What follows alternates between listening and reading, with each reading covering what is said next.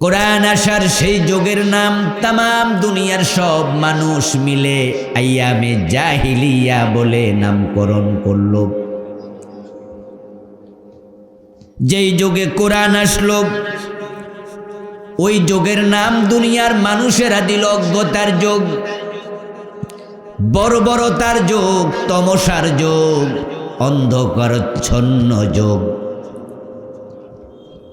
এর মানেই হলো সে যুগে কোনো সভ্যতা ছিল না, মানুষগুলো চরম অসভ্য হয়ে গিয়েছিল। ছেলে মেয়ে মা বাবা এক টেবিলে বসে তারা মদ পান করত। চরিত্রহীনা নারীর কাছে বাবা যেত, বাবা চলে আসার পরে সন্তান তার ছেলেটা ওই নারীর সঙ্গ নিত। কোন সুন্দরী যুবতী যদি একা একা 2-4 কিলোমিটার রাস্তা হেঁটে যেত, কয়েকবার দর্শিতা হওয়া লাগতো।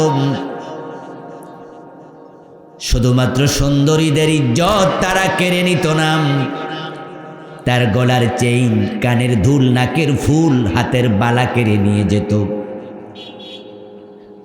শুধু ইজ্জত এবং সম্পদ কেড়ে নিত না, ওই যুগের মানুষগুলো এতটাই অমানুষ হয়ে গিয়েছিল, কোলের সন্তানটা পর্যন্ত নিরাপদ ছিল না। কোলের সন্তানটাও মায়ের কোল থেকে কেড়ে নিয়ে তারা বাজারে দাস বানিয়ে বিক্রি করে দিত। বাজারে মানুষ বিক্রি হতো। রাসূলুল্লাহ সাল্লাল্লাহু আলাইহি ওয়াসাল্লামের পালক পুত্র হযরত যায়েদ বিন হারেসা রাদিয়াল্লাহু তাআলা আনহুর জীবনী পড়লে পাবেন, হযরত যায়েদকে ওকাজ নামক মেলা থেকে মা খাদিজার ব্যবসায়ীর পার্টনাররা খাদিজার সেবার জন্য কিনে এনেছে। হযরত যায়েদ ছিলেন কৃতদাস। উনার মা উনাকে সাথে নিয়ে কোথাও বেড়াতে যাচ্ছিলেন, পথিমধ্যে ডাকাতের কবলে পড়লেন। ডাকাতেরা মায়ের কোল থেকে যায়েদকে কেড়ে এনে বাজারে বিক্রি করে দিছে। ওই যুগের মানুষগুলো এতটাই অসভ্য ছিল, হিংস্র ছিল যে মেয়ে শিশু জন্ম নিত, মেয়ে হওয়ার অপরাধেই বাবা নিজের মেয়েটাকে জীবিত কবরে দাপন করে দিত। আল্লাহ তাআলা বলেন, কিতাবুন আনজালনাহু ইলাইকা, ও প্রিয় নবীজি, এই কিতাব আমি আপনার কাছে নাজিল করলাম, লিতুখরিজান নাসা মিনাজ-জুলুমাতি ইলান নূর, আপনি অন্ধকারে ডুবে থাকা মানুষগুলোকে এই কিতাবের মাধ্যমে আলোর পথ দেখায়া দেন। সুবহানাল্লাহ। অন্ধকারে ডুবে থাকা মানুষগুলোকে আলোর পথ দেখানোর জন্য আল্লাহ তাআলা এই কিতাব নাজিল করলেন। রাসূলুল্লাহ সাল্লাল্লাহু আলাইহি ওয়াসাল্লাম এই কিতাব নিয়ে মানুষের বাড়িতে গেলেন। আবু বকর সিদ্দিক বললেন, এই কিতাব গ্রহণ করতে আমি রাজি। মা খাদিজা বললেন, আমিও রাজি। হযরত আলী বললেন, আমি রাজি। রাসূলুল্লাহর পালক পুত্র যায়েদ বলেন, আমি রাজি। এইভাবে 1.25 লাখের মতো সাহাবী তারা অন্তঃকরণ থেকে কোরআনকে গ্রহণ করল। যখন মানুষগুলো আল্লাহর কোরআন মেনে চলতে শুরু করলো, জাহিলিয়াতের যুগ 100% পরিবর্তন হলো। এটার নতুন নাম রাসূল রাখলেন খায়রুল কুরুন। সুবহানাল্লাহ। যেটাকে দুনিয়ার মানুষ বলে ইয়ামে জাহিলিয়া, প্রিয় নবীজি ইন্তেকালের আগে বলেন খায়রুল কুরুনি করনি, তোমরা আমার যুগের নাম দিয়ে অন্ধকার যুগ। আমি নবী মুহাম্মদ বললাম নাম, আমার যুগ এখন আর অন্ধকার যুগ নাই, আমার যুগ হয়ে গেল দুনিয়ার সবচেয়ে সেরা যুগ। সুবহানাল্লাহ। এখন আর মানুষ চুরি ডাকাতি করে না, অন্যের সম্পদ এখন আর কেড়ে নেয় না। ইজ্জতে হাত দেয় না, বরং এখন আবু বকর, ওমর, উসমান, আলী, তালহা, জুবায়ের, সাদ বিন আবি ওয়াক্কাস, হাসান, হুসাইন, ইবনু আব্বাস, ইবনে মাসউদ, ইবনু ওমর তৈরি হয়েছে। এমন কিছু মানুষ এখন আমি তৈরি করেছি এই কোরআনের মাধ্যমে, যারা অন্যের ইজ্জত লুট করবে দূরের কথা, অন্যের ইজ্জত রক্ষার জন্য এখন প্রয়োজনে নিজের জীবন দিয়ে দেয়। এখন তারা নিজেরা না খেয়ে অন্যকে খাওয়ায়, কারো খাবার কেড়ে নেয় না। অথচ জাহিলিয়াতের যুগে চুরি এবং ডাকাতি তাদের পেশায় পরিণত হয়েছিল। চোর বুক ফুলিয়ে পরিচয় দিত আমি চুরি করি, ডাকাত বুক ফুলিয়ে পরিচয় দিত সে ডাকাতি করে। আর এখন এমন সমাজ ব্যবস্থা তৈরি হয়েছে, রাতের বেলায় নিজে খায় না, সব খাবার মেহমানকে খাইয়ে দিয়ে নিজেরা উপোস ঘুমিয়ে থাকে। কোরআন এমন এক স্বর্ণ যোগ এনে দিয়েছে, যেই যোগ পৃথিবীর মানুষ কোনোদিন দেখেনি, কোনোদিন আর দেখবে না। কোরআন এক আশ্চর্য কিতাব। এই কিতাবের সাথে যারাই সম্পৃক্ত হবে, আল্লাহ তাআলা নিজে কোরআনে ওয়াদা দিয়েছেন, কোরআনের সাথে যারা লাগে আল্লাহ নিজে তাদের দাম বাড়াইয়া দেয়। আল্লাহ তাআলা নিজে তাদের সম্মান বাড়িয়ে দেবেন। ইয়ারফাইল্লাহুল্লাযীনা আমানু মিনকুম ওয়াল্লাযীনা উতুল ইলমা দারাজাত। আল্লাহ তাআলা বলতেছেন, তোমরা যারা ঈমান এনেছো এবং কোরআনের ইলম অর্জন করেছো, কোরআনের সাথে সম্পৃক্ত হয়েছো, আল্লাহ নিজের সম্মান বাড়াইয়া দেয়। যে যুগে কোরআন আসলো, জাহিলিয়াতের যুগ, মানুষগুলো ল্যাংটা থাকত, নির্লজ্জ বেহায়া ছিল তারা। কোরআন এসে তাদেরকে পোশাক পরতে শিখিয়েছে। মানুষগুলো চুরি ডাকাতি করত, কোরআন এসে তাদেরকে অন্যের সম্পদ রক্ষা করতে শিখিয়েছে। মানুষগুলো জেনা ব্যভিচার করত, কোরআন এসে তাদেরকে নির্দিষ্ট সংখ্যায় বিয়ে করতে শিখিয়েছে। যেই মানুষগুলো হানাহানি মারামারি করত, কোরআন এসে তাদের জীবন রক্ষা করার নিয়ম শিখিয়েছে। কোরআন আসার পরে পুরা সমাজ পরিবর্তিত হলো। সমাজে শান্তির ফল্গু ধারা এমনভাবে প্রবাহিত হতে শুরু করলো, অর্ধ দুনিয়ার সম্রাট ওমরের যুগে আমরা দেখেছি হযরত ওমর গাছতলায় একা একা ঘুমায়া থাকেন, বডিগার্ডের কোনো প্রয়োজন আর নেই। এ কিতাব আমাদের কাছে এখনো আছে। বাংলাদেশে 92% মুসলমান, কিন্তু এই কিতাব আছে, কিন্তু কিতাবের ধারণকারীরা এখন নাই। না থাকার কারণে বাংলাদেশেও মানুষের ব্যাংকের টাকা লুট হয়ে যায়। নেত্রী বলে তার বাড়ির ফিয়ন নাকি 400 কোটি টাকার মালিক। এই কোরআন আছে এই দেশে, কিন্তু আজকে ধারণকারীরা নাই, যার কারণে ব্যাংকের টাকা লুট হয়ে যায়। বিদেশে এখন কানাডায় বাংলাদেশের টাকা দিয়া আমাদের নেতারা বেগম পাড়া বানায়।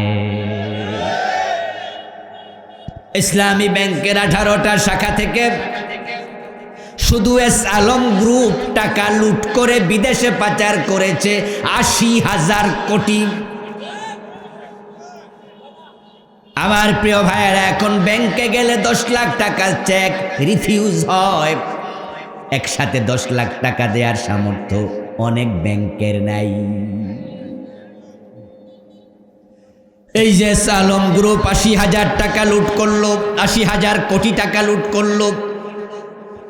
এই 80,000 কোটি টাকার মাঝে ইসলামী ব্যাংকে রিকশাওয়ালার অ্যাকাউন্ট আছে না নাই? সারাদিন গায়ের ঘাম পানি করে লোকরা টাকা জমায়, ওই টাকা তারা লুট করে বিদেশ নিয়ে গেল। নিজের যুবতী হচ্ছে, মেয়েটা বিয়ে দেয়া লাগবে কিছুদিন পরে, তাই ভিক্ষা করা ওই মহিলাটা ফকিন্নি মহিলা, মেয়ে বিয়ে দেওয়ার চিন্তায় ইসলামী ব্যাংকে অ্যাকাউন্ট করে মাসে 1000 টাকা জমা দেয়, এমন ভিক্ষুকের অ্যাকাউন্ট ইসলামী ব্যাংকে আছে না নাই? 80,000 কোটি টাকার মাঝে ভিক্ষুকের টাকাও আছে। আমার প্রিয় ভাইয়েরা, এমনটা কেন হলো? টাকার নিরাপত্তা নেই, ইজ্জতের নিরাপত্তা নেই। সিলেটের এমসি কলেজে স্বামীর হাত থেকে কেড়ে নিয়ে তার বউকে 8 জন নরপশু উপর্যুপরি ধর্ষণ করলো। আমাদের নোয়াখালীতে ঘরে ঢুকে মা মেয়েকে একসাথে ধর্ষণ করলো। মানুষের জীবন তো এখন কচু পাতার চেয়ে কম দাম। শুধুমাত্র ক্ষমতার মোহে পড়ে জুলাইয়ের 1 তারিখ থেকে 4 তারিখ অগাস্ট পর্যন্ত এই দেশে প্রায় 2000 মানুষকে হত্যা করা হয়েছে, গুলি করা হয়েছে মায়ের কোলের শিশুকে পর্যন্ত। হেলিকপ্টার থেকে গুলি মেরে বারান্দায় দাঁড়িয়ে থাকা অবুঝ শিশুর মাথার খুলি পর্যন্ত উড়িয়ে দেয়া হয়েছে। আমার প্রিয় ভাই, 91 জাহিলিয়াত আমরা দেখলাম। সুদ আছে, ঘোষ আছে, মদ আছে, হত্যা আছে, সন্ত্রাস আছে, রাহাজানি আছে, চিন্তায় আছে, মাল লুটপাট সবকিছু আছে। কিন্তু কোরআন ছিল না যে যুগে, ওই যুগ জাহিলিয়াত। এখন কোরআন থাকা অবস্থায় নতুন জাহিলিয়াত আসলো কেন? কারণ শুধু একটা, সেটা হলো কোরআনওয়ালারাই কোরআনের আইন মানতে রাজি হয় নাই। এখন কোরআন আছে গিলাপের ভিতরে, মসজিদের তাকে, কোরআন আছে হেফজখানায় ছাত্রদের কলবে, কোরআন আছে রমাদানে ইমামের পিছনে পড়ার জন্য খতম তারাবিতে। এই কোরআন সংসদে নাই, গণভবনে নাই, বঙ্গভবনে নাই, সচিবালয়ে নাই, মন্ত্রণালয়ে নাই, অর্থনীতিতে নাই, সমাজনীতিতে নাই, শিক্ষানীতিতে নাই। যার কারণে সমাজে শান্তি নাই। সমাজে শান্তি আসলে এই কোরআনকে মসজিদের তাক থেকে সংসদ ভবনে পাঠাতে হবে। আল্লাহর কোরআনকে সংসদে পাঠানো দরকার আছে না? না, যদি পাঠাতে পারেন শান্তি ফিরে আসবে। কিতাবুন আনজালনাহু ইলাইক, ও নবীজি কিতাব নাজিল করেছি, লিতুখরিজান নাসা মিনাজ যুলুমাতি ইলান নূর। জাহিলিয়াতের অন্ধকারে ডুবে থাকা এ মানুষগুলোকে আলোর পথ দেখাতে আমার রাসূল কোরআন আসার পরে তিনি মানুষকে সত্যের পথে আহ্বান শুরু করেছেন। ব্যাপারটা কিন্তু তা নয়। কোরআন এসেছিল প্রিয় নবীর বয়স যখন 40 বছর 6 মাস। স্বপ্ন যোগে ওহী নাজিল হয়েছে প্রিয় নবীর বয়স যখন 40, 6 মাস ওহী ছিল স্বপ্ন যোগে। আল্লাহর হাবিবের বয়স 40 বছর 6 মাস যখন হলো, তখন গারে হেরাতে কোরআন এসে গেল। রাসূলুল্লাহ কোরআনের দাওয়াত দিলেন, কিন্তু সত্যের দাওয়াত, ভালো কথার দাওয়াত, ভালো থাকার দাওয়াত, ভালো রাখার দাওয়াত রাসূল শুরু করেছেন হিলফুল ফুজুল সংগঠনের মাধ্যমে। রাসূলের বয়স যখন মাত্র 17। কোরআনের দাওয়াত তিনি দিয়েছেন 40 বছর পরে, কিন্তু 17 থেকে দিয়েছেন তিনি ভালো কথা, ভালো রাখা, ভালো বলার দাওয়াত। সমবয়সী যুবকদেরকে সাথে নিয়ে 17 বছর বয়সে প্রিয় নবীজি সাল্লাল্লাহু আলাইহি ওয়াসাল্লাম হিলফুল ফুজুল তৈরি করলেন। মানুষের বাড়ি বাড়ি গেলেন। চুরি করো না, ডাকাতি করো না, চিন্তায় করো না, খুন করো না, ধর্ষণ করো না, মদ পান করো না, কথায় কথায় তলোয়ার উঠিয়ে মানুষের সাথে যুদ্ধে লিপ্ত হইও না। রাসূলুল্লাহ ভালো কথাগুলো বললেন, অন্যায় থেকে বিরত থাকতে বললেন। বলতে বলতে রাসূলের বয়স 40।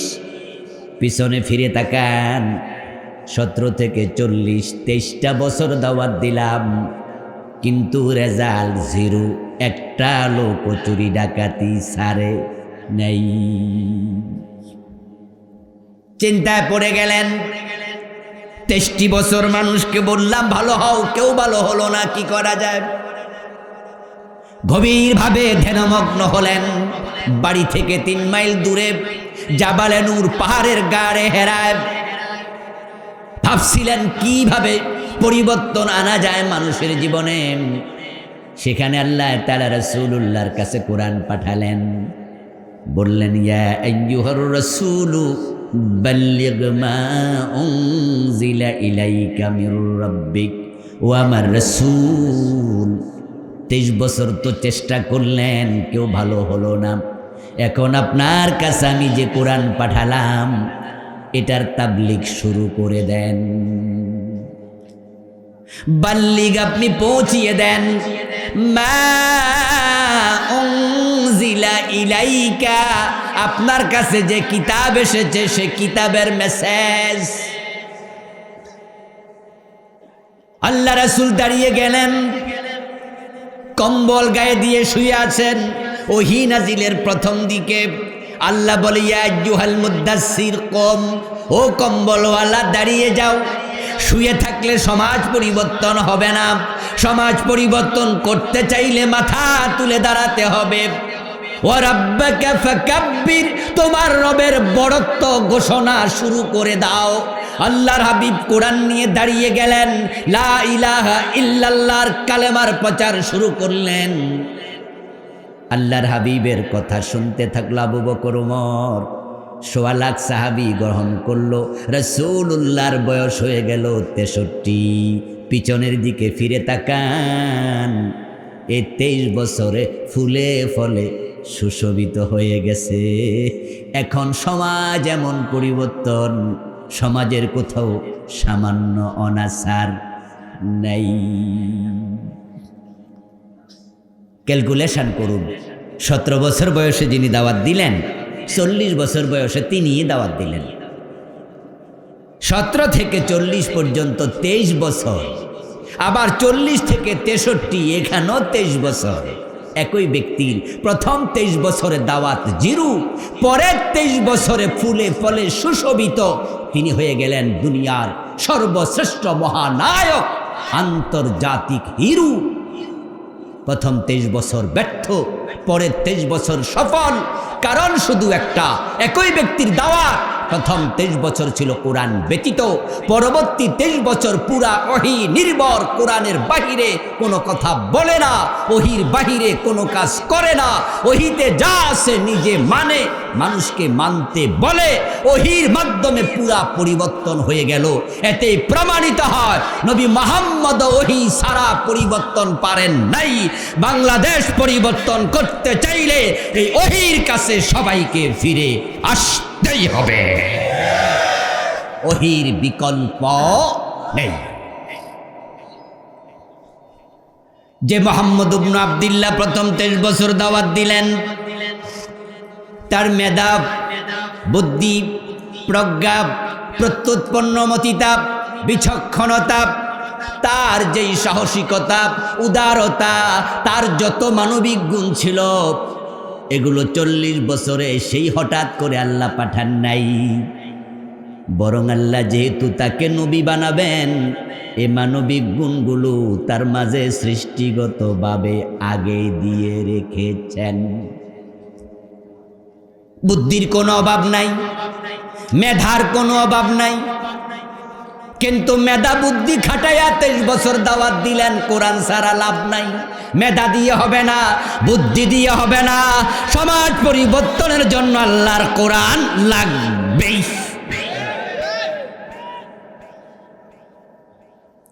রাসূলুল্লাহর বয়স যখন 25, তখন তিনি মা খাদিজা রাদিয়াল্লাহু তাআলা আনহাকে বিয়ে করলেন। রাসূলুল্লাহর বিয়ের অনুষ্ঠানে নবুয়ত পাওয়ার 15 বছর আগে আবু তালেব বিয়ে পড়ালেন। আপন চাচা রাসূলুল্লাহর বিয়ে পড়ায়া রাসূল সাল্লাল্লাহু আলাইহি ওয়াসাল্লামের ব্যাপারে আবু তালেব এমন একটা খুতবা দিলেন, যাও, কি সাহস হলো, এগুলো আসতে দেন কেন?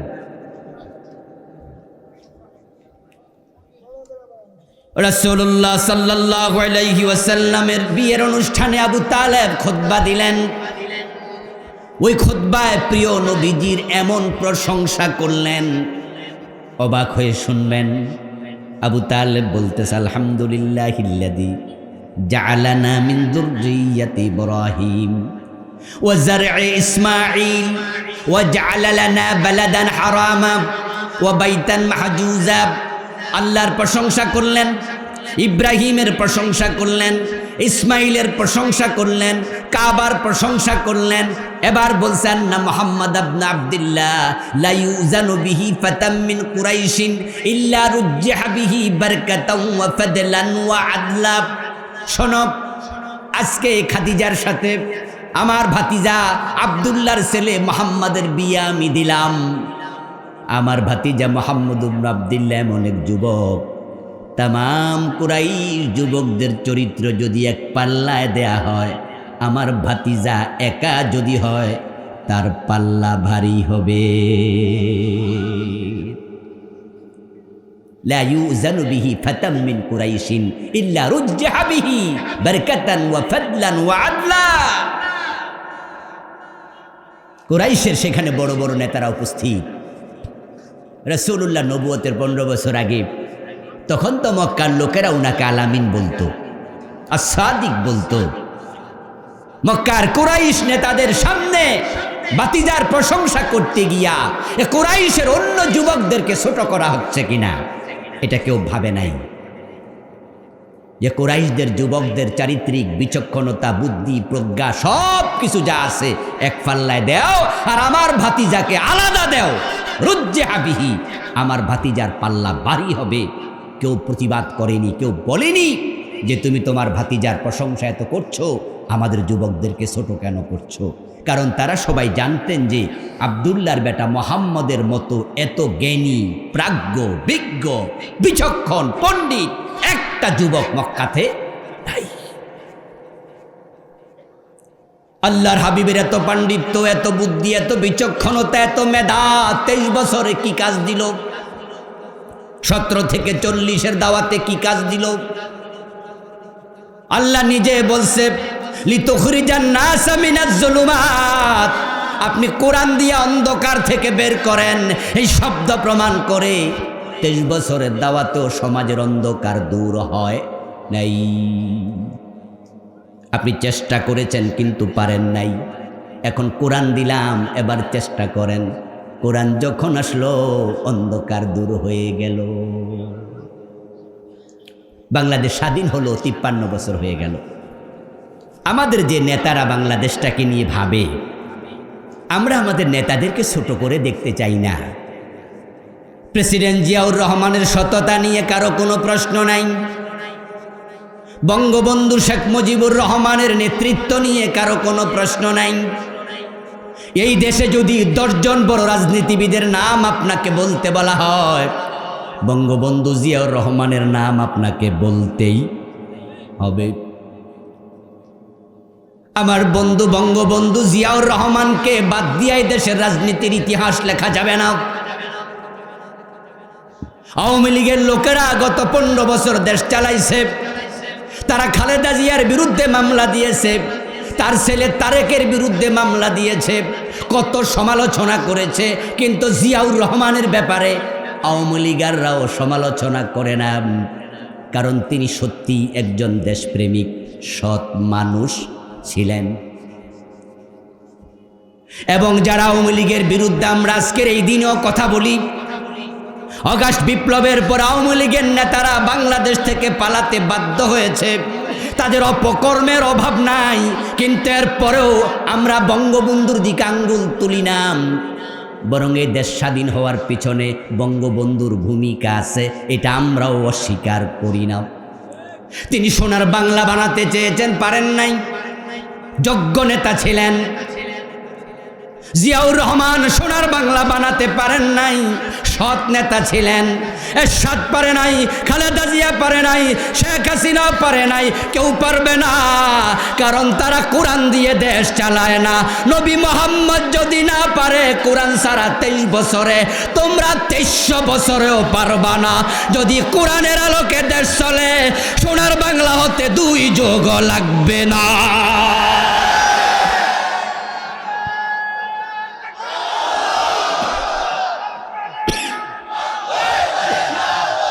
আছেন না? আচ্ছা, মেকআপ চাওয়া দেয় না, এটা কেমন লাগবে? সাথে দিতে হবে কনসেপ্ট। আমার প্রিয় ভাই, বলতেছিলাম অন্ধকার থেকে আলোর পথে আসতে কোরআনের প্রয়োজন আছে না নাই? কোরআনের বাহিরে সব অন্ধকার। এই জন্য আল্লাহ তাআলা কোরআনকে নিজে নাম দিয়েছেন নূর। আমিনু বিল্লাহি ওয়া রাসূলিহি ওয়ান নূরিল্লাযী আনজালনা কামা বিহি আদালা। ন্যায় বিচার যদি দেখতে চাও, আল্লাহর কোরআনের কাছে যাও। যে ব্যক্তি কোরআন দিয়ে বিচার করবে সে ন্যায় বিচার করবে। ন্যায় বিচারের জন্য কোরআনের কাছে যাওয়া দরকার আছে না নাই? আচ্ছা, আমাদের বাংলাদেশের আদালতে 53 বছরে কোরআন দিয়ে কোনো বিচার হয়েছে? কোরআন দিয়ে বিচার না হওয়ার কারণেই তো বিচারালয় অন্যায় ভরপুর হয়ে গেছে। এইখানকার বিচারকদেরকে টাকা দিয়ে কেনা যায়।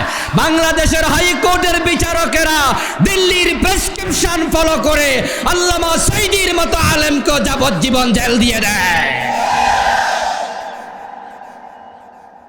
এই দেশের বিচারকদেরকে টাকা দিলে তাদেরকে কিনে ফেলা যায়, তারা টাকার কাছে বিক্রি হয়ে যায়। তারা মিথ্যা বিচার করে। আল্লামা সাইদি রাহমাহুল্লাহকে নিয়ে যে স্কাইফি কেলেঙ্কারির ভিডিও ফাঁস হয়েছিল, অডিও ফাঁস হয়েছিল, স্কাইফি কেলেঙ্কারির অডিওর রেকর্ড আপনারা ফেসবুকে, ইউটিউবে শুনেছেন। এখনও সেগুলো ইউটিউবে খুঁজলে পেতে পারেন, যেখানে বিচারপতি নিজামুল হক বলেছেন তার আলোচনার মাঝে, এটা গ্রাম্য বিচারের মতো, আমরা যেমনে চাই এমনেই হবে। গ্রাম্য বিচার বোঝেন তো? গ্রামে যখন সালিশ বসে ওখানে কি সংবিধান ফলো করে বিচার হয়? গ্রামে যেখানে সালিশ বসে ওখানে কোনো সংবিধান দেখে বিচার হয় না, কোনো আইনের বই দেখে বিচার হয় না। গ্রাম্য মাতবরেরা যেদিকে যায় বিচার সেদিকে হয়ে যায়, ঠিক কিনা? গ্রাম্য সালিশে যদি চেয়ারম্যান মেম্বার উপস্থিত থাকে তাইলে চেয়ারম্যান মেম্বার যে পক্ষ নেয় ওই পক্ষই জিত। এটা ন্যায় হলো জিত, অন্যায় হলেও জিত। অন্য যারা আছে তারা শুধু দর্শকের ভূমিকা রাখে। গ্রাম্য বিচারে যেমন কোনো কিছু ফলো করা হয় না, আইন মানা হয় না, সেখানে গায়ের জোর প্রাধান্য পায়। বিচারপতি নিজামুল হক বলেছেন এটা গ্রাম্য সালিশের মতো, আমরা যা করি তাই হবে, এবং সেটাই হয়েছে। তারা যুদ্ধাপরাধের যে মামলাগুলো চালাইছে, 11 জন নেতাকে হত্যা করেছে, সবগুলো মামলা মিথ্যা মিথ্যা মিথ্যায় ভরপুর ছিল, সবগুলো মিথ্যায় ভরপুর ছিল। আমার দোস্ত, যে 2 জন মন্ত্রীকে তারা যুদ্ধাপরাধের মামলায় ফাঁসি দিল, এই 2 জন মন্ত্রীর 5 বছরের মন্ত্রিত্বকালীন সময় তো আমাদের চোখের সামনে। তাদের অপরাধ কি ছিল? তারা 71-এ পাকিস্তানের যুদ্ধের সময় তারা মানুষের বাড়িতে আগুন দিছে, তারা হিন্দু নারীদেরকে ধর্ষণ করছে, তারা মুক্তিযোদ্ধাদেরকে হত্যা করছে, তাই তারা যুদ্ধাপরাধী। 71-এ আমার জন্মই হয় নাই। আমি বিচারালয়ে শুনেছি 500,000 পৃষ্ঠা, 2000, 3000 পৃষ্ঠার বিশাল মিথ্যার কল্পকথা তারা লিখেছে, লিখে তারা আদালত উপস্থাপন করেছে।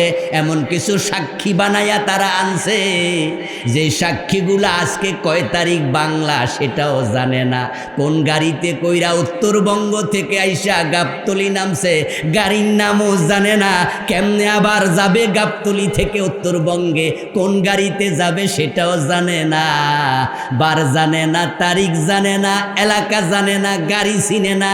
হে নাকি আজ থেকে 53 বছর আগে কোন দিন কারে মারছে হেডি ফকা সব মনে আছে। গত 4 দিন যে গাড়ি চড়াইছে হিডাই মনে নাই যে কোন গাড়ি চড়াইছে, আর সে 71-এর ফকা মনে আছে। ওদেরকে মিথ্যা সাক্ষী শিখানোর জন্য তারা সেফ হোম বানাইছে। ওই সেফ হোম আসলে সেফ হোম ছিল না, বরং যারা এই আলেমদের বিরুদ্ধে সাক্ষী দিতে রাজি হয় নাই ওই সেফ হোম নামক জায়গায় সাক্ষীদের উপর জুলুম অত্যাচার চালাইছে। সুখরঞ্জন বালির কথা আপনাদের মনে আছে না নাই? সুখরঞ্জন বালিকে আল্লামা সাঈদীর বিরুদ্ধে সাক্ষী দেওয়ার জন্য চাপ দিয়েছে, প্রেসার দিয়েছে। সে বলেছে আমি সাক্ষী দেব না, আদালতের প্রাঙ্গণ থেকে কিডন্যাপ করে ইন্ডিয়া নিয়ে রাখা হয়েছে। সে সুখরঞ্জন বালি এখনো জীবিত আছে না নাই? আল্লামা সাঈদী রাহিমাহুল্লাহর মৃত্যুর পরে উনার লাশ যখন ফিরোজপুরে নেওয়া হয়েছে, সুখরঞ্জন বালি আল্লামার লাশ দেখার জন্য পাগলের মতো ছুটে এসেছে। গ্রাম্য সালিশের মতো বিচার হয়েছে। আচ্ছা 71-এ তো আমারই জন্ম হয় নাই, আমি জানি না তারা মানুষের বাড়িতে আগুন দিছে কিনা, তারা 71-এ মানুষকে ধর্ষণ করেছে কিনা, খুন করেছে কিনা। কিন্তু আমি যেটা জানি সেটা হলো তারা 5 বছর মন্ত্রী ছিল। 5 বছর মন্ত্রিত্বকালে বাংলাদেশের 1 টাকা লুট করে নাই। আপনাদের বিবেকের কাছে আমার প্রশ্ন, একজন মন্ত্রী লাখ লাখ কোটি কোটি টাকা তসরুপ করার সুযোগ মন্ত্রীদের আছে না নাই? কিন্তু 1 টাকায় সুযোগ থাকার পরেও যারা খায় নাই, এতে বোঝা যায় তাদের অন্তরে আল্লাহর ভয় আছে। নেত্রী, আপনার বাড়ির ফিয়ন 400 কোটি টাকার মালিক হয়। আপনার দলের লোকেরা বাংলাদেশটাকে তলাবিহীন ঝুড়ি বানিয়ে ফেলেছে। এই দেশের হাজার হাজার কোটি টাকা লুট করে ব্যাংকগুলো পর্যন্ত খালি করে দিয়েছে। এই জাতি জানবে, এক সময় জানাতেই হবে। যদি বাড়ির ফিয়ন 400 কোটি টাকার মালিক হয়, বাড়িওয়ালা কত হাজার কোটি টাকা লুট করেছে। এই জাতি এটা জেনে ছাড়বে, পার পাবেন না। এক মাগে শীত যায় না। সুযোগ বাংলাদেশের মানুষের হাতে এসে গেছে, জবাব আপনাদেরকেও দিতেই হবে। আমার বন্ধু ফিয়ন যদি 400 কোটি টাকার মালিক হতে পারে, 2 জন মন্ত্রী তারা 10টা টাকাও চুরি করল না। ফখরুদ্দিন সরকার, মঈনুদ্দিন সরকার যখন ক্ষমতায় আসলো, তারা কত বড় বড় বোয়াল মাছ, রাঘব বোয়াল ধরল। কিন্তু এই 2 জনের মন্ত্রণালয় তারা মাইক্রোস্কোপ দিয়া, টেলিস্কোপ দিয়া, টর্চ লাইট দিয়া চেক করছে, 1 টাকা দুর্নীতির অভিযোগ নাই। ও দোস্ত, যেই লোকেরা আল্লাহর ভয়ে 1 টাকা চুরি করে না, ওই লোকেরা কেমনে মানুষের বাড়িতে আগুন দেয়, ওই লোকেরা কেমনে নারী দর্শন করে, ওই লোকেরা কেমনে খুন করে। তাদের উপরে যত অভিযোগ সবগুলো মিথ্যা অভিযোগ, মিথ্যা অভিযোগ। বরং আইনের নামে বেআইনি জুলুম করে এই মানুষগুলোকে হত্যা করা হয়েছে। আদালতে নেই বিচার যদি আমরা পেতে চাই, আপনারা পেতে চান, আল্লাহর কোরআনের আইনে বিচার দরকার আছে না নাই? আমার নবী মুহাম্মদুর রাসূলুল্লাহ সাল্লাল্লাহু আলাইহি ওয়াসাল্লাম যখন মদিনা নামক রাষ্ট্র চালাইছেন 10 বছর, সেখানকার আদালতের বিচার মন মতো ছিল না, কোরআন মতো। হযরত আবু বকর, ওমর, ওসমান, আলী রাদিয়াল্লাহু তাআলা আনহুম তারা যখন দেশ চালালেন 30 বছর, হযরত ওমর তো অর্ধ পৃথিবী চালাইছে। কবি নজরুল চমৎকার ভাবে বলেছেন, অর্ধ পৃথিবী করেছো শাসন, ধুলার তখ্তে বসে, খেজুর পাতার প্রাসাদ তোমার বারে বারে গেছে খসে। আপনাদের কাছে আমি জানতে চাই, হযরত ওমর অর্ধ দুনিয়া যখন চালালেন, ওই অর্ধ পৃথিবীর বিচারালয় মন মতো চলেছে না কোরআন মতো?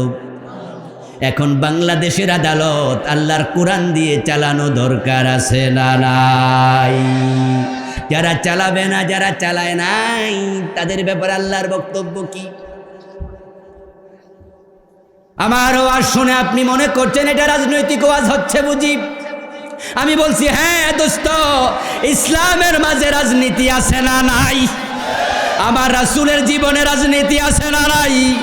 তো ইসলামের রাজনীতি থাকলে রাজনীতির ওয়াজ প্রয়োজন আছে না নাই? আমি তো আমার বাবার রাজনীতি বলি না, আমি আমার নেতার রাজনীতি বলি না, আমি আমার কোন দলের রাজনীতি বলি না। আমি যেই রাসূলকে ফলো করে মসজিদে ডান পা দিয়ে ঢুকি, যেই নবীকে ফলো করে দাঁড়িয়ে রেখেছি, যেই নবীকে অনুসরণ করে ঘুমাতে গিয়ে ডান কাতে ঘুমাই, যেই নবীকে ফলো করে থুতু ফেলতে বাম দিকে থুতু ফেলি, যেই নবীকে ফলো করে ডান হাতে খাবার গ্রহণ করি, আমি তো সেই নবীকে ফলো করে দেশ চালানোর কথা বলি।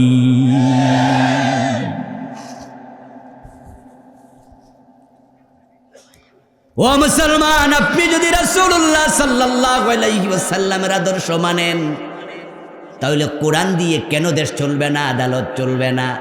আপনি ভাবছেন রাজনীতির ওয়াজ, আমি বলছি না দোস্ত, এটা নিছক রাজনীতি না, এটা ঈমান এবং কুফরের ওয়াজ। কারণ যারা আল্লাহর আইনে দেশ চলুক, আদালত চলুক, এটা চায় না, তারা একজন মুমিন না। আল্লাহর বক্তব্য, মান লাম ইয়াহকুম বিমা আনজালাল্লাহু ফাউলাইকা হুমুল কাফিরুন। আল্লাহ তাআলা বলছেন, যারা আল্লাহর এই নাজিল করা কিতাব এর আলোকে হুকুম দেয় না, হুকুম মানে বিচার, হুকুম মানে ফয়সালা, যারা কোরআন দিয়ে বিচার করে না, আল্লাহ বলে ফাউলাইকা হুমুল কাফিরুন, এগুলো কাফের। এবার আপনারা চিৎকার দিয়ে বলুন তো, ঈমান বাঁচাতে চাইলে, ঈমান নিয়ে মরতে চাইলে কোরআনের আলোকে বিচার ব্যবস্থা সাজানোর আন্দোলন দরকার আছে না নাই? এবার সুযোগ এসেছে, আলহামদুলিল্লাহ। দেশ স্বাধীন হলো 71-এ, 72-তে সংবিধান লিখলেন ডক্টর কামাল হোসেনের নেতৃত্বে। ওই সংবিধান লেখার পর থেকে আজকের এই দিন পর্যন্ত এই সংবিধানটাকে বাদ দাও, এই সংবিধানটাকে আবার লিখো, এই সংবিধানটাকে সংস্কার করো, এমন দাবি 53 বছরে কোনো সরকার করে নাই, করার সাহসও কেউ করে নাই। কিন্তু আগস্ট বিপ্লবের পরে, জুলাইয়ের বিপ্লবের পরে নতুন করে কথা উঠেছে। অন্তর্বর্তীকালীন সরকার, আপনারা ইতোমধ্যে দেখেছেন, তারা সংবিধান নতুন করে লেখার জন্য কমিটি বানাচ্ছে। কেউ বলেছে সংস্কার করুন, কেউ বলেছে না রিরাইট হবে, নতুন করে লেখা হবে। প্রশ্ন হতে পারে কেন? উত্তর হলো, সংবিধানের অসংখ্য ধারা তো এখন মুলতবি। প্রধানমন্ত্রী যখন চলে গেলেন, এ 53 বছরে বাংলাদেশের কোনো প্রধানমন্ত্রী পালাইছে নাকি? প্রধানমন্ত্রী যখন পালালেন, প্রধানমন্ত্রীর সাথে সংশ্লিষ্ট সংবিধানের ধারাগুলো নিজে নিজে মুলতবি হয়ে গেল, কারণ প্রধানমন্ত্রী তো নাই, পালাইছে। এবার বলুন তো, মন্ত্রী পরিষদ কি আছে না পালাইছে? তো মন্ত্রী পরিষদের সাথে সংশ্লিষ্ট ধারাগুলো আলটিমেট মুলতবি হয়ে গেছে। 3 নাম্বার প্রশ্ন, 300 এমপি আছে না তারাও পালাইছে? তো এমপিদের সাথে সংশ্লিষ্ট ধারাগুলো নিজে নিজে মুলতবি হয়ে গেছে। যখন নিজে নিজে সংবিধানের অসংখ্য ধারা মুলতবি, তখন প্রশ্ন উঠতেই পারে, এই সংবিধান চেঞ্জ করো, যেই সংবিধান 53 বছরে কোনো রকমের শান্তি দিতে পারে নাই, নিরাপত্তা দিতে পারে নাই, এই সংবিধান পাল্টাইয়া নতুন সংবিধান করো। যেহেতু সরকার উদ্যোগ নিয়েছে, আমরা মুসলমানেরা মাথা তুলে দাঁড়াইয়া তার সাথে যদি ঘোষণা করতে পারি, বলতে পারি, এই সংবিধান আর রাখবো না, এটা বাদ দিয়া কোরআনকে সংবিধান বানাও। আন্দোলন শুরু হলে হতে পারে এবারই সংসদে আল্লাহর কোরআন ঢুকে যাবে। সুযোগ আছে না নাই? কোরআন সংবিধান হোক, কে কে চাও হাত তোলা দাও। নারায়ে তাকবীর।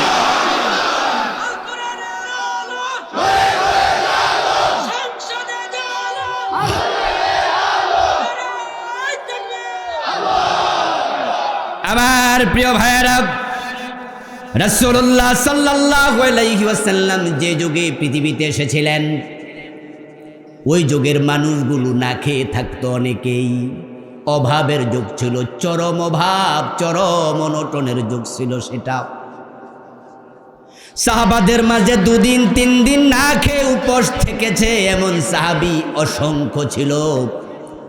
মদিনার মসজিদে নববীর পাশেই তো বারান্দা ছিল, ওই বারান্দাতে সুপ্পা নামক জায়গা, বারান্দার অংশ, সেখানে 70 জন সাহাবী এমন ছিল যাদের থাকার ঘরটাও নাই।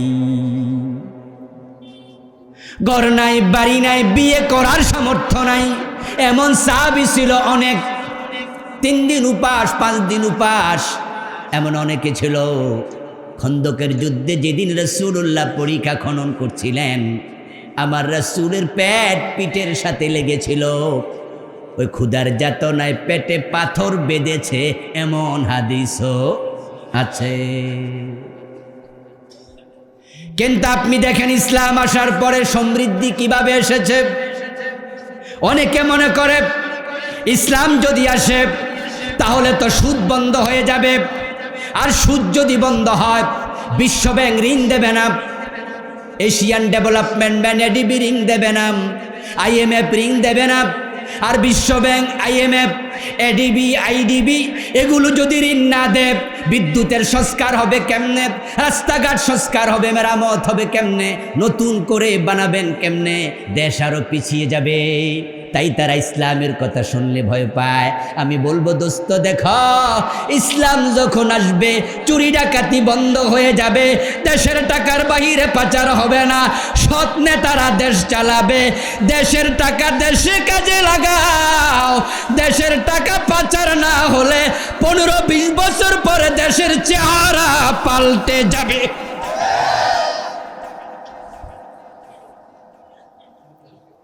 হযরত ওমরের যুগে জাকাত বিভাগের কর্মচারী জাকাতের টাকা কাঁধে নিয়ে ঘুরতো, জাকাত খাওয়ার মতো লোক আর ছিলই না।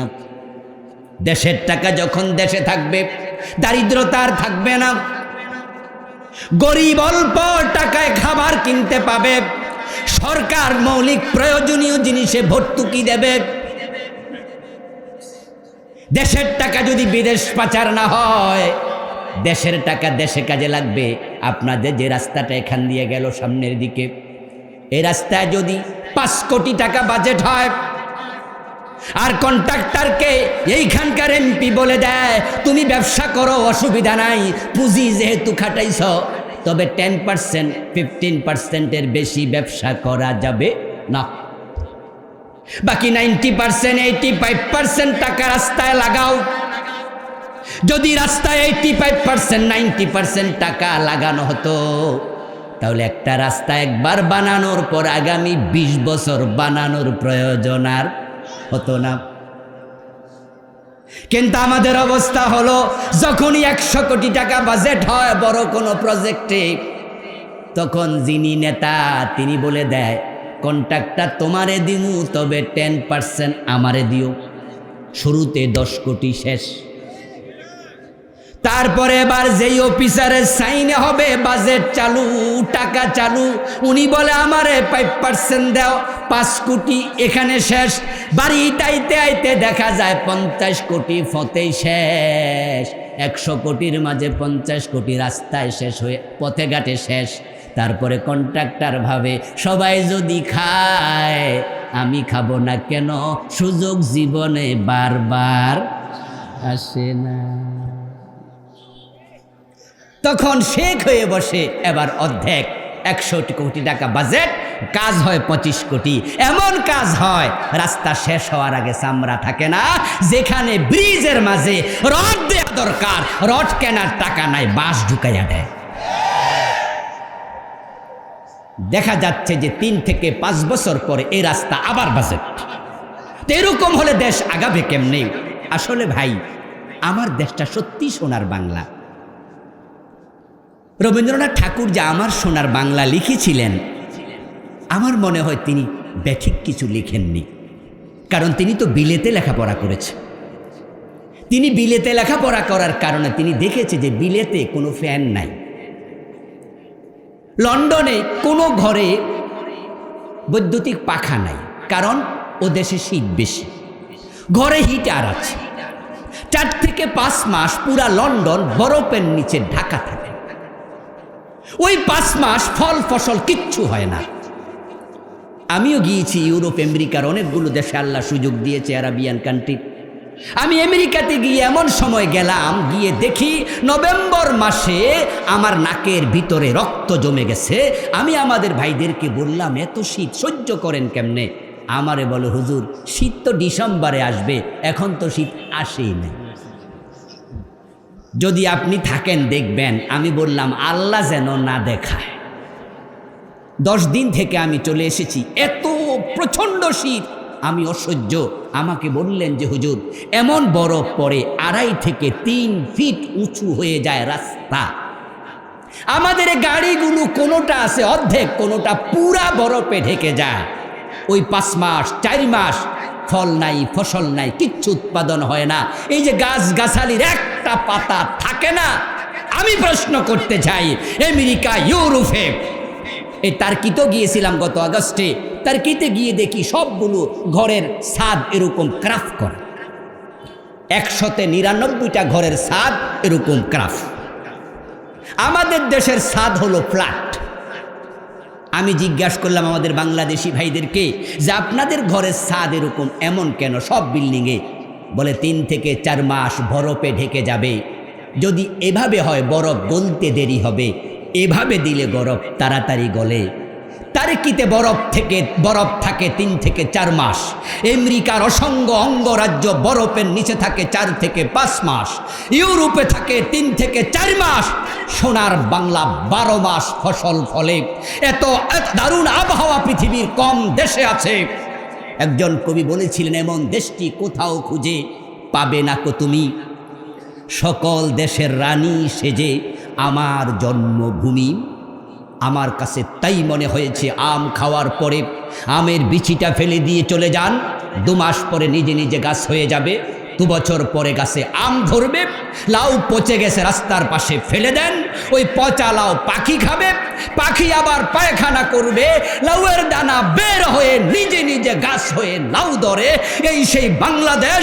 আমেরিকা যদি ধনী হতে পারে, ইউরোপ ধনী হতে পারে, সোনার বাংলা কেন হবে না? শুধুমাত্র সমস্যা আমরা অসৎ নেতা পেয়েছি, তারা চুরি করার কারণে দেশটা ফতুর হয়ে গেছে।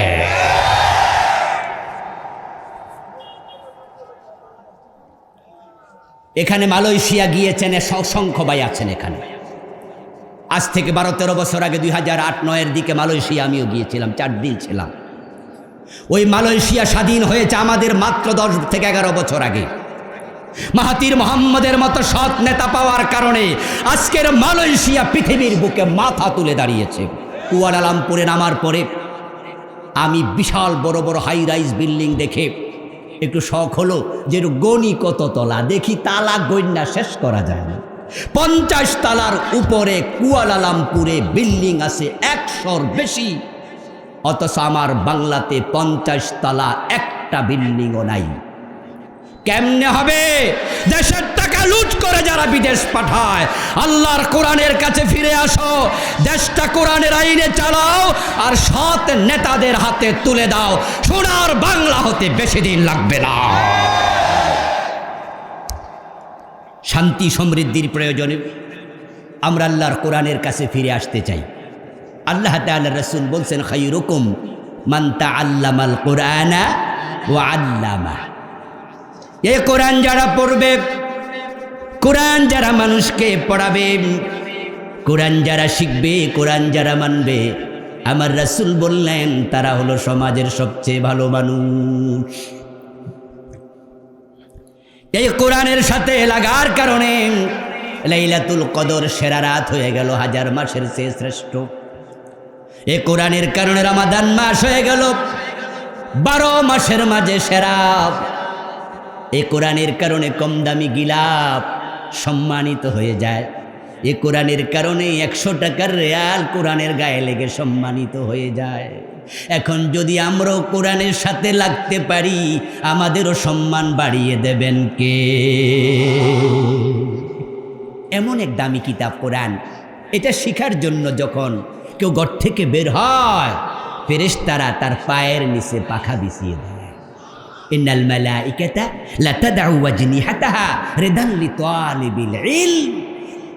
পরিতাপ, আজকের সে মুসলমানরা কোরআন ছেড়ে দিয়েছে। আপনারা এখানেও অনেকে আছেন যারা আল্লাহর কোরআনটা দেখে দেখে পড়তে পারে না। কোরআন দেখে দেখে পড়তে পারে না, পড়তে পারলেও শুদ্ধ পারে না, শুদ্ধ পারলে অর্থ জানে না, অর্থ জানলে আমল করে না, এমন লোকের সংখ্যাই বেশি। তা আমরা মুসলমানরাই যদি কোরআন ছাইরা দেই, হিন্দুরা কোরআন ধরবে? এই জন্য আহ্বান রাখতে চাই, আজকে আলোকিত সমাজ চান, কোরআনের কাছে ফিরে যান। বৃদ্ধ বয়সে চান না সন্তান আপনাকে বৃদ্ধ নিবাসে পাঠিয়ে দেখ, ওল্ড হোমে পাঠিয়ে দেখ। বৃদ্ধ বয়সে সন্তানকে চান আপনার খেদমতের জন্য, সেবার জন্য 2 হাত বাড়িয়ে দেখ। সন্তানকে কোরআন শিখান।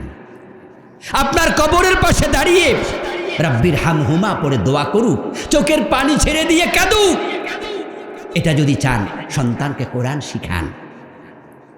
এক সময় তো সকালবেলা ঘুম থেকে উঠলেই আমাদের মা চাচিরা আমাদেরকে মসজিদে পাঠাতো, যা মক্তবে যা, মক্তবে যা, মক্তবে যা।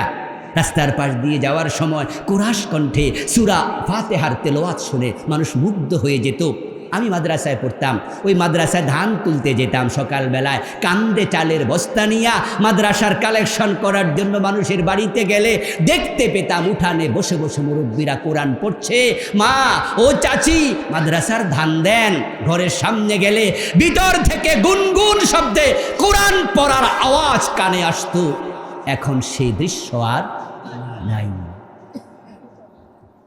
কিন্টার গার্ডেনের ধাক্কায় মক্তবগুলো বন্ধ হয়ে গেল। এখন বস্তা বইয়ের বস্তা কাঁধে নিয়ে মাও যায়, বাবাও যায়। সন্তান তো একা পারবে না, কারণ সন্তানের ওজন 8 কেজি, বইয়ের ওজন তো 6 কেজি। এত বই সে বইবে কিভাবে, সহ্য করবে? তাই মা বাবা দৌড়াচ্ছে, ইংরেজি শিখার জন্য পাগল হয়ে গেছে, কোরআন শিখাচ্ছে না। কান খুলে শুনে রাখো মুসলমান, দিন না শিখিয়ে ইংরেজি অঙ্ক শিখাতে যেও না। তোমার ছেলে কোরআন বাদ দিয়া আল্লাহর ভয় অন্তরে না রেখে যদি শিক্ষিত হয়, যত বড় শিক্ষিত হবে তত বড় বদমাশ হবে।